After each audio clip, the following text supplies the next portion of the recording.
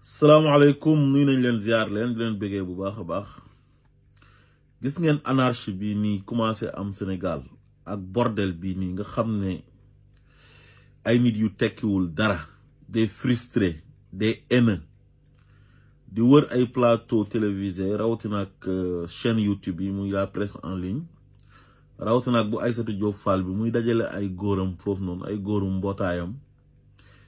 ñu nekk di saaga ay nit di xaste di dugg ci vie privée jàmbur yi te lu ñuy def yépp dara waralu ko dara lu dul en lañ am ci Ousmane Sonko parce que dañ ko doon xeex far échec xam nga booy xeex nit ba pare xeex bu échec nga frustré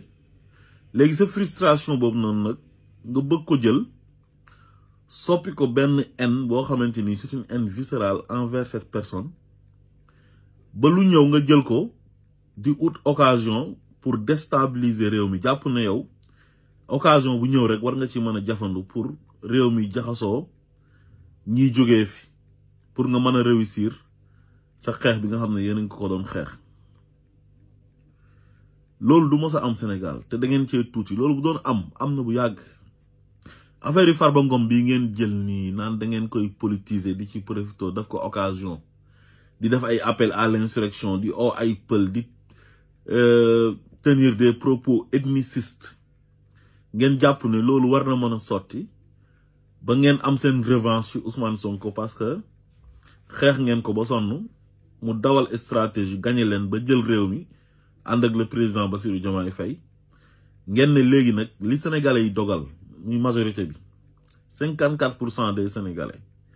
ne président Diomaye la ñu fal élection législative yi ñëw ñu jox Ousmane Sonko majorité à l'Assemblée nationale ngeen ne yéen loolu du ngeen ci d'accord une petite minorité ñu leen di invité ci plateau télévisé yi ñuy wër duñ wax ci programme duñ attaqué nguur gi ci seen gestion mais ay personnes la ñuy jël di leen tudd di leen saaga di défendre Farba Ngom mi nga xamante ni il est indéfendable enrichir ci ndoddu sénégalais yi nekk milliardaire ñu sàccoon këram 890 millions 1 milliard bu manqué 110 millions mu toog ay yoonu yoon ne ànd naag Thierno Alassane Sall dem nañ fenn jël na ku nekk mu lay tuumaal naan Macky Sall moo ma may ay suuf moo ma may xaalis dans un pays de droit ay corps de contrôle nekk fi benn dissentif daf rapport am yóbbul ko parquet financier bi pour ñu oo ko déglu ko parquet financier bi demande ministère de la justice pour ñu lever immunité parlementaire u Farba Ngom pour mu dem wuyu ji ñu laaj ko xaalis bu ñu gis ci comptam mu koy paasante mook rakam ak Tahirou Sarr di 125 milliards xaalis boobu fan la jógee nan la def ba am ko mais dans un état de droit kañ bu am justice am ay corps de contrôle mais ñoom il faut ñu def seen liggéey moo xam ma Samba la wala ma Demba la moo xam pël nga wala joolaa nga wala séeréer nga wala bay nunke nga wala basari nga wala mankaañ nga wala naar nga wala njaago nga loo manti doon mais léegi nit daal da ngay ñëw nekk Sénégal di def lu la neex wala yoon soxla la war laa woo ñu ne la léegi sa mbokk yi nañ ñëw di oo waa Fuuta yi jàpp ne waa Fuuta ay dof lañ pour yéen seen ay propre intérêt crypto personnel seen règlement de compte personnel ak benn nit bu ñuy tuddee Ousmane Sonko parce que da ngeen doon am ay convention te ni ngeen ko doon amee jaarul ci yoon mu ñëw dagg ko arrêté lépp ngeen na nag léegi yéen li ngeen doon am mënatu leen ko am léegi da ngeen di utiliser benn xeet muy xeetu alpulaar ne léegi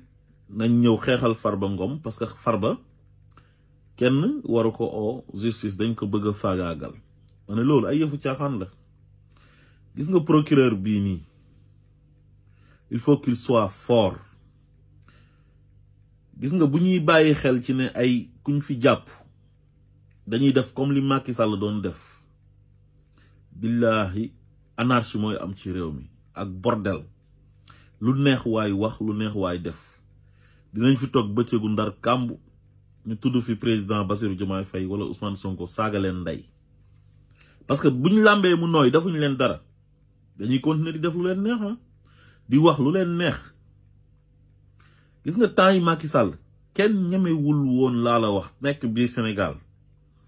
di tenir ces propos là yi nga xam ne moom la Aïssatou Diop Fall di tenir ak waa plateau yam ba Omar Sow nekk fi di jaay rewaande ak xamadi goo xam ne kenn mënu laa wax ban façon xamadi la. dégg naa moom convoqué nañ ko cybersécurité moom ak beneen dof bu nekk ci Aïssatou Diop Fall tamit faral di nekk seen TV jomm naa sax tudd turam parce que dof la waaye xanaa ma sagal ko rek tudd turam Abou Diallo boo xoolee kanam gi rek xam ne dafa dof maanaam gis nga dof dafa neex xàmmee ci kanam nga koy xoolee rek am na ñoo xam ne boo xoolee seen kanam rek xam ne ay dof lañ kooku il ne bénéficie pas de toutes ses facultés mentales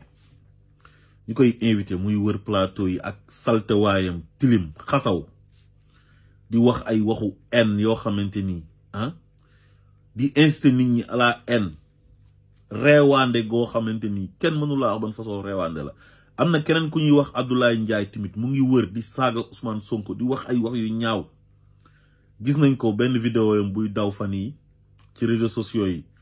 mu naan ñi ngi oo pël yi ñi ngi oo waa Fouta commencé nañ cotiser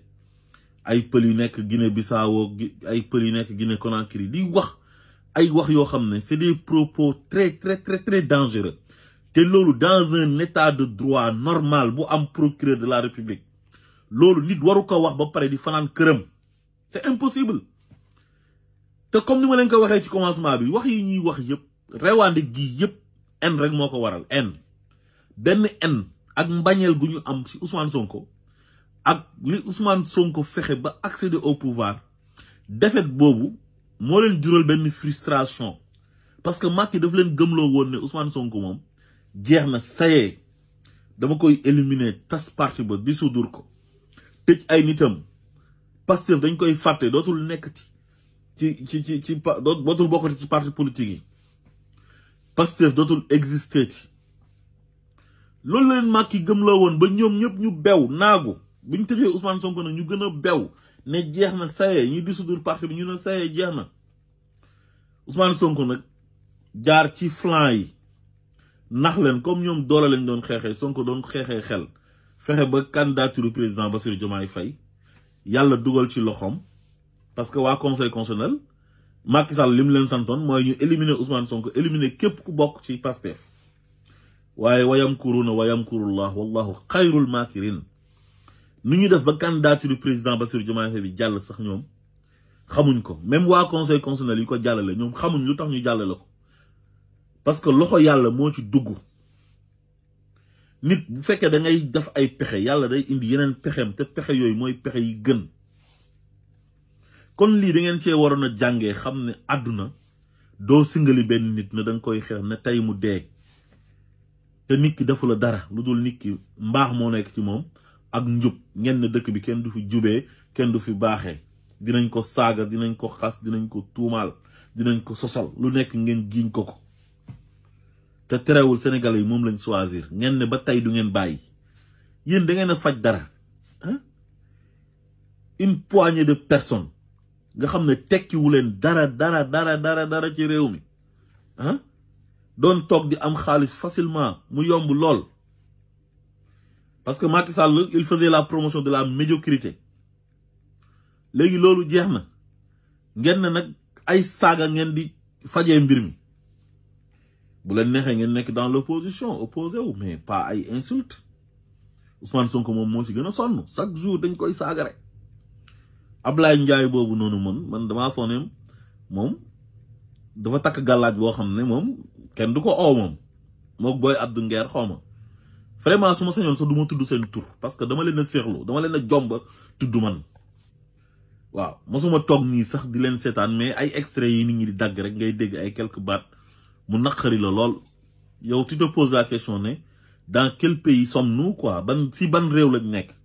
ay xale yu ndaw reewaande goo xamante ni kenn mënu la wax ban façon xamadi la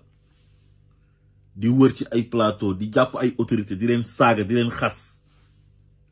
mais loolu c'est trop loolu jamono ji lañ ko ñemee mais temps yi Macky Sall loolu kenn ñemewu ko woon